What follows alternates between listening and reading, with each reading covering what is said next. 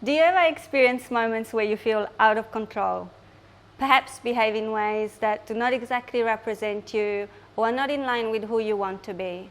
Times when you say and do things you know you may regret, but you just can't seem to stop yourself? For many of us, often this happens when intense emotions have taken over, so to speak.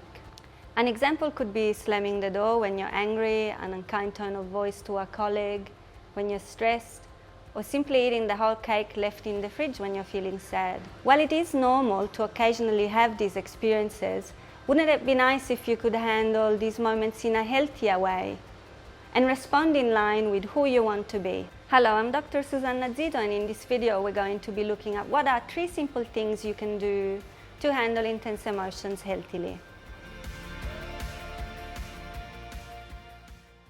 First, we need to think of intense emotions as normal body events. They're oftentimes associated with physiological responses like increased heart and breathing rates.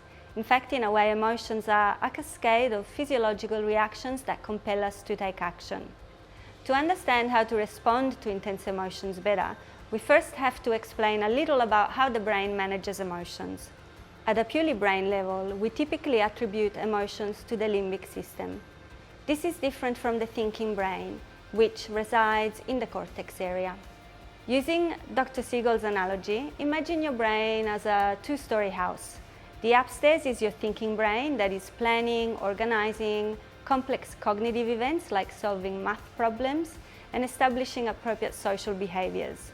The downstairs is your primitive brain, which is reactive, emotional, and handles feelings, sensations, heart rate, breath, and a flight and fight response. When everything is going well, upstairs and downstairs work together in harmony.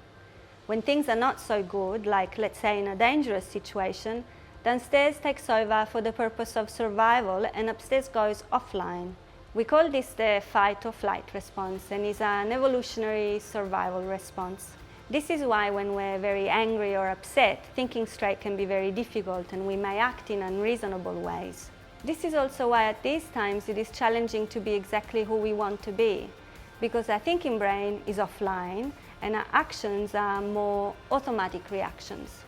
At this point, the downstairs brain has swung into action and the thinking brain has gone offline, so all the energy can be spent fighting or escaping. But behaviors in response to strong emotions can have a very real impact on our lives. They can affect our relationships and our overall health because of the unhealthy actions that might follow, like food choices, drinking too much, or smoking. So how can we handle intense emotions in a more healthy way? We want to help the brain move from downstairs, primitive brain, back to the upstairs, thinking brain. While it's not always easy, I'm going to outline for you 3 simple steps you may want to try. Number 1, pay attention and notice when an intense emotion has grabbed you. Think about what emotion is here, where you feel it in your body. Notice its intensity, how big it is. You need to notice it in order to be able to act healthily about it. Too often our responses are mindless and automatic because we're not paying attention.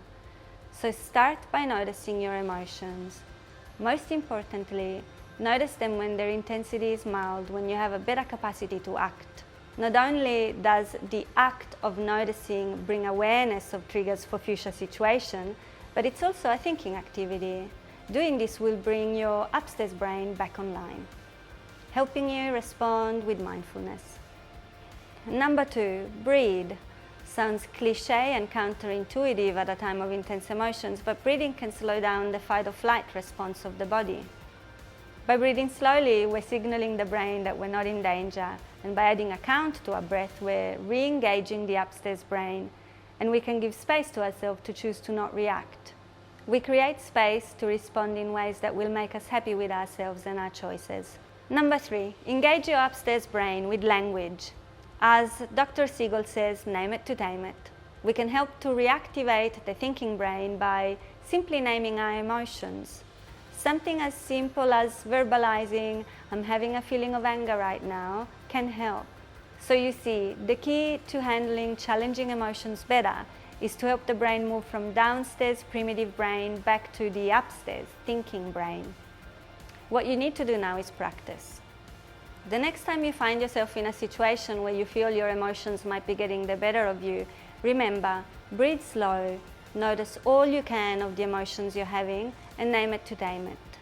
I hope these 3 steps can help you create enough space to choose to act in line with who you truly want to be, rather than react mindlessly. Your family, friends, and colleagues will thank you, as will your body and mind. If you enjoyed this video and want to know more ways that you can take better care of your body and mind, visit BrainFit Resorts today and check out our blog section at www.brainfitresorts.com. You can check out the links in the description below.